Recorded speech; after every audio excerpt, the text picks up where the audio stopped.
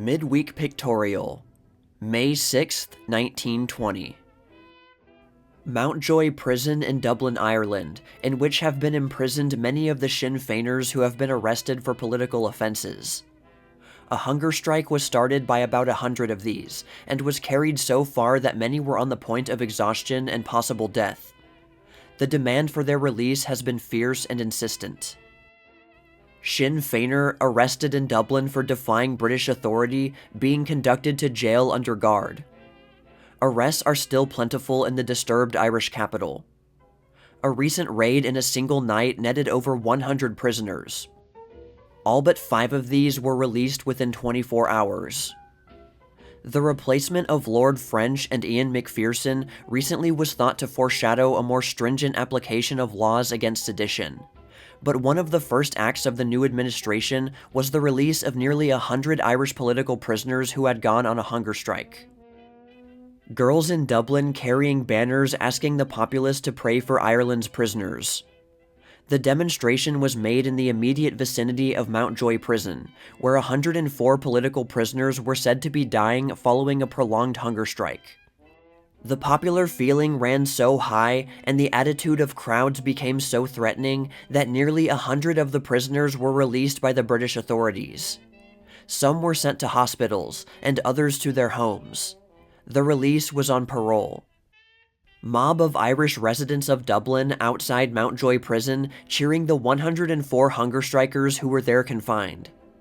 The subsequent release of these came very unexpectedly. The Irish press hailed it as an act of belated justice. The intention had been to release only those awaiting trial, but some were freed by error who had been convicted. Lord Mayor of Dublin addressing great throng of Irishmen and pleading with them to keep the peace and prevent bloodshed. In foreground are British soldiers ready for emergencies. Monster tank ready to repress disorders outside of Mountjoy Prison, Dublin, Ireland, where relatives of and sympathizers with the imprisoned hunger strikers are holding vigil and saying prayers. 16-cylinder Duesenberg machine in which Tommy Milton broke all records for 1 and 2 miles at Daytona, Florida. On April 28th, he made a mile in 23.07 seconds, and the 2 miles in 46.24 seconds. Close-up view of the machinery of the powerful Duesenberg 16-cylinder car, in which Milton broke records for 1 and 2 miles. Flames were bursting from beneath the hood when the finish line was reached, and Milton drove his machine into the ocean to extinguish them. Eugene Walker and the motorcycle with which he broke world's records at Daytona Beach, Florida, making 116.06 miles an hour. One of the most disquieting and singular episodes in the radical strike propaganda in this country was the permission given to Alexander Howitt, a prisoner for contempt of court, to address a crowd of striking miners from the jail balcony. Crowd at Girard, Kansas, listening to an address from the jail balcony of Alexander Howitt, the imprisoned radical strike leader, in which he violently attacked the governor and the court. The sheriff who permitted the speech was forced by criticism to resign. One of the grotesque features of the Overalls Parade, held in New York City, April 24th. Camels and elephants were dressed in overalls and formed an amusing element in the procession. The picture here shown was taken at Broadway and 23rd Street. Permission had been sought to have the parade take place on Fifth Avenue, but this had been refused. The parade had been hastily organized as a protest against profiteering, and had only a few hundred in line, but an immense concourse of spectators lined the streets. First overall wedding on record at the Waldorf Astoria Hotel, New York City, on April 24th, when Miss Gertrude Reinhardt became the bride of W. Ramsey Frederick. The bride was attired in blue chambray pantalette dress, costing $4. And groom, minister, and best man wore overalls. First aerial policeman in New England, with quarters in Old Orchard, Maine. His ship is a Curtiss airplane, and such cases as shipwrecks, forest fires, and drowning are in his line of patrol. The rapid development of aviation has made necessary a new set of laws governing navigation in the air, and the operator here shown Harry E. Jones, is only a forerunner of an extensive aerial force. Military funeral of 19 men of the American Expeditionary Forces at Arlington Cemetery, Washington, D.C. A firing squad gave the requisite 3 volleys, and the trumpeter played taps, while the guard of honor stood at attention. The quiet reception with which the French met when they first entered Frankfurt was deceptive. At first, the population seemed stunned and apathetic. But on the day following the entry, the atmosphere grew more tense. A rumor had spread that the British were not in sympathy with the French action and had demanded that the troops be recalled. In the afternoon, crowds massed outside the Imperial Hotel, the headquarters of the French staff, and pressed excitedly against the cordon of Moroccan soldiers who were guarding the hotel, armed with automatic rifles and machine guns. Students added to the excitement by haranguing the throng. Their attitude became so menacing that they were ordered to stand back, and when they refused, the soldiers opened fire and killed 7 besides wounding others.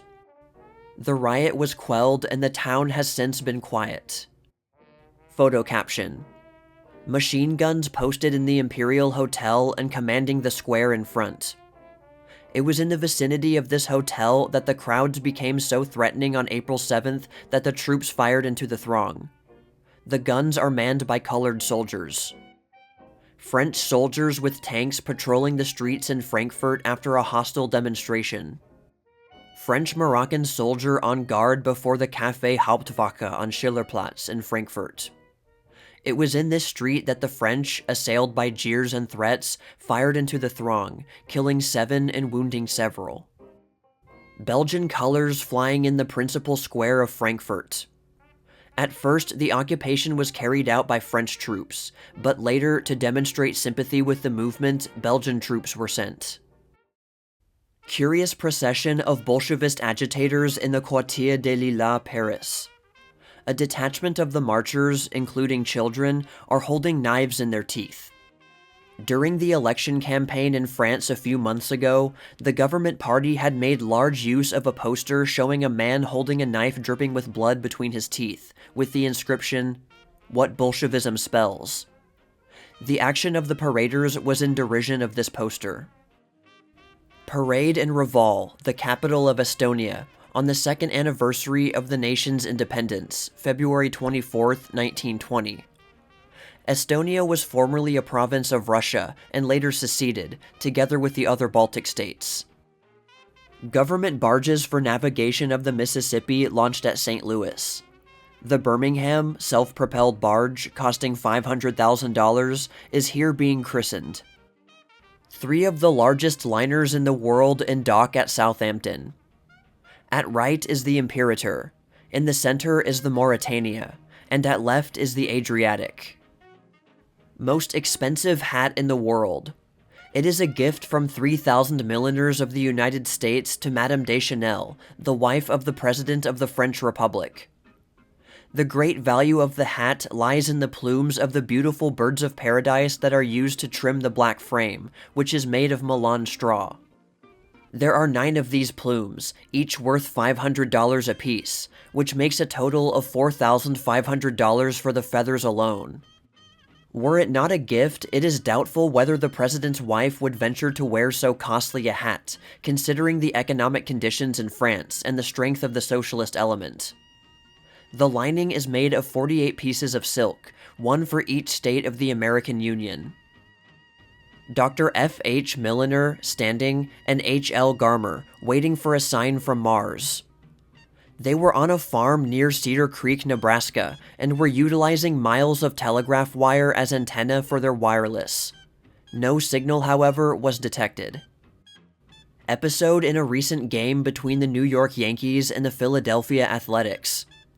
Peckinpah of the Yankees was on base when a ball was hit hard, and he made a dash for the rubber. He left third and made for the plate while a crowd of enthusiastic fans cheered him on.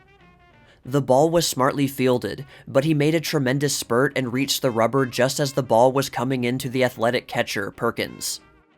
Peckinpah is here seen sliding feet first into the home plate in a cloud of dust. George Kelly, the elongated first baseman of the Giants, who is filling the place made vacant by the defection of Hal Chase, is here seen in a close play at third in the Giant-Philadelphia game in the 9th inning. Miller is covering the bag. A play which caused considerable dispute is here shown as having occurred in a game between the Giants and the Phillies. Miller of the latter club is sliding in under McCarty's glove. McCarty doesn't seem to have touched him, but the umpire declared him out, and the decision stood. Funnels of the Martha Washington, with the shield showing that she is owned by the United States. She was formerly an Austrian liner, and was seized by this government.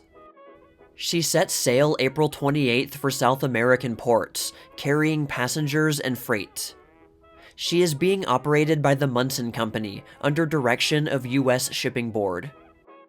John Van Albert of Amsterdam, Holland, who arrived in United States April 22nd. He is 8 feet 5 inches high, wears 14 gloves, 9 1/4 hats, and 12 shoes. The new British submersible battleship M3 diving beneath the surface. The coming of this new creation had been predicted throughout the war, and this vessel is the first step toward its realization. The M3 under full steam, showing the conning tower, periscope, rangefinder, and exterior of the armored gun platform. The new undersea terror is to some extent a development of the submarine monitor. General view of the M3 on the surface. The resemblance of the bow to a marine monster showing its teeth is apparent at a glance. It far exceeds in power, speed, and strength any submarine vessel used during the war by the Allies or by Germany. Her steaming and diving took place recently along the British coast, and are reported to have been completely satisfactory. 25 students of the Polytechnic Institute in Brooklyn, New York, working in the Morris Park shops of the Long Island Railroad. More and more actual shop practice is being given in technical schools to supplement the work of the classroom, and these boys swarming over the locomotives are getting an actual insight into the working of machinery that will prove invaluable. Incident of the races between New and Magdalen colleges in England, when Merlin fell to his knees at the water jump. Mother's gift falling at the first jump in the National Hunt steeplechase at Cheltenham. Square up in a bad spill at the fence in the Rider's Handicap steeplechase at Garwick, throwing his rider headlong. A fall that occurred at one of the Oxford grinds, those of Christ Church College, when GS Sales Merlin went down, violently throwing his rider from the saddle. Jockey falling from Mingle in a sensational tumble at the last fence in the Novitiate steeplechase at Sandown Park, England. The horse turned a complete somersault, but neither he nor the jockey was hurt. The escape from injury was almost miraculous. French ambassador going in state to present his credentials at the Spanish court. Pomp and pageantry have always characterized that court more than any other in southwestern Europe. The royal carriages are always placed at the disposal of a foreign ambassador on the occasion of his presenting his credentials, and an imposing bodyguard adds to the picturesqueness of the function. Novel device in use for launching lifeboats in a hurry on the English coast. The boat is pushed into the water by means of a 40-foot spar attached to a tractor. It is also drawn from the water by the tractor after its work is done, as shown in the picture.